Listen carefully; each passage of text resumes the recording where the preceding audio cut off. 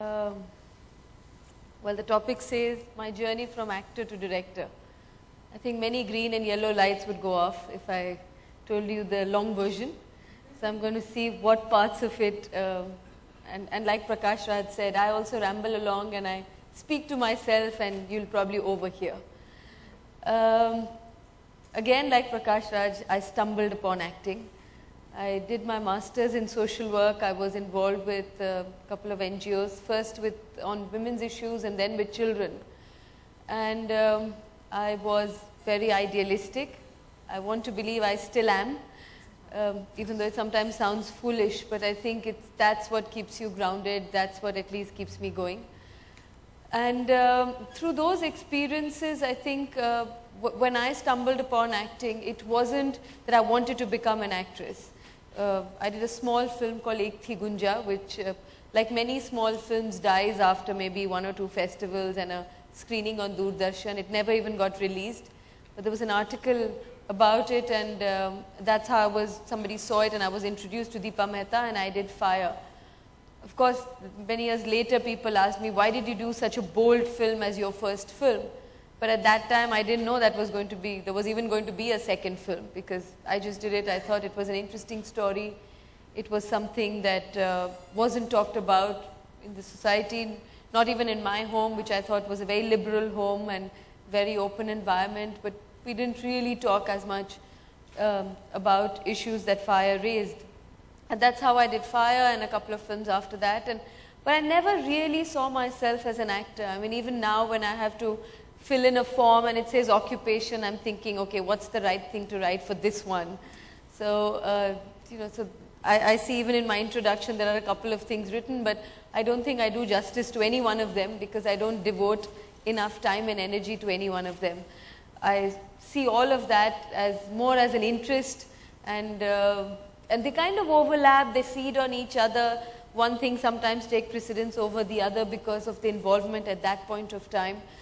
But for me, acting remained more a form of communication, wanting to be part of stories that I thought needed to be told. And that's why I often would not really look at the role. I would first look at the story and then the director, and get more carried away actually by the story and less by the role. And often I would be accused that you do all these rural women, as if of course all Indian rural women are the same and they have the same story, whether you are in Kerala or Bengal or wherever. And even though our mainstream cinema pretty much concentrates on South Bombay stories, they all are supposed to be different. And I hope my sarcasm is not seen as really looking down upon it, but I do feel that we kind of paint all these films with the same brush as saying that, all these rural films. The other accusation, of course, is that you do these regional films that nobody watches. When I come to Tamil Nadu, people talk about Aragi or Kannathil Muttamittal, and those films nobody knows in Bombay or Delhi or wherever. If I go to Bengal, they talk about Shubha Mahurat or Amar Bhuban. If I come to Kerala, they think I'm a Malayali and they start off in Malayalam and talk about Kannagi or Nale Pennagal.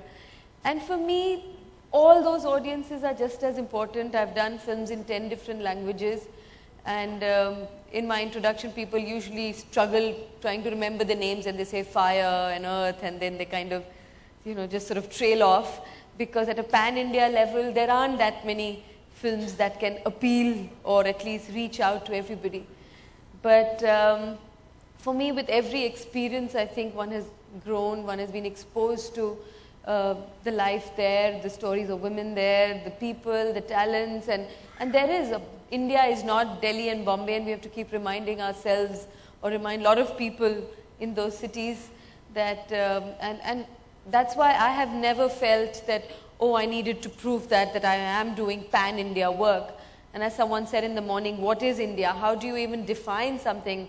I think Rahul Mehrotra said that how do you define anything that's Indian? And it is true, because there are so many different Indias that exist within that India. And both my human rights work and my acting work exposed me to all those various Indias, and which still seems like 5% of what one has been able to experience and see and feel. So for me, acting sort of continued to be in that domain as an interest, as wanting to tell those stories. Sometimes I've done 3, 4, 5 films in a year. Sometimes I haven't done a single film in a year.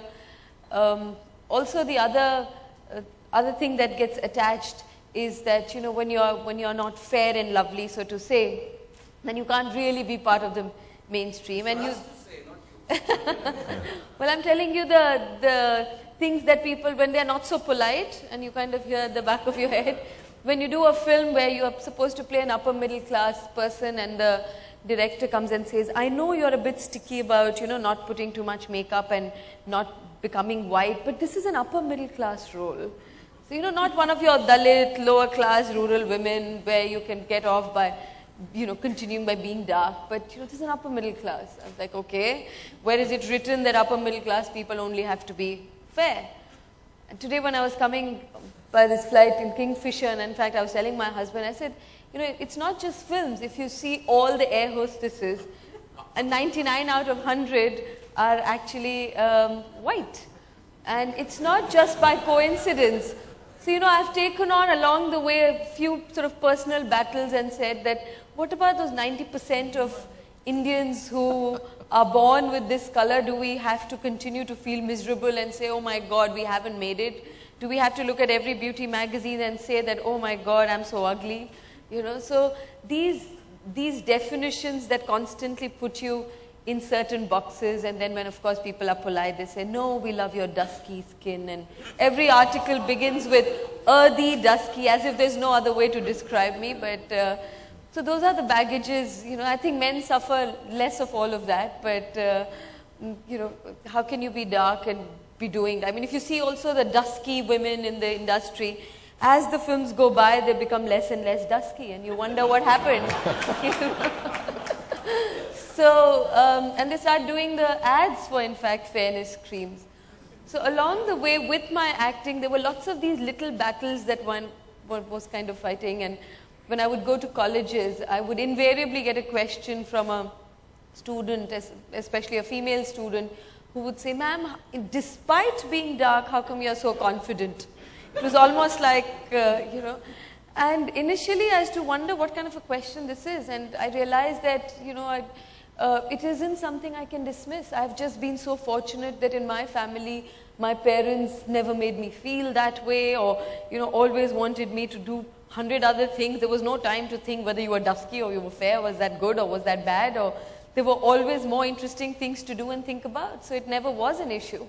But I can imagine when you're constantly bombarded by ads, by films, by, you know, all the images that you see outside you where you're the right person, and if you're not fair enough, then you won't get the right husband, you won't get the right job, your father is unhappy, just the whole world is a doom, you know. So it can become a huge thing. So as an actress, there were all these different things that also one was kind of battling with.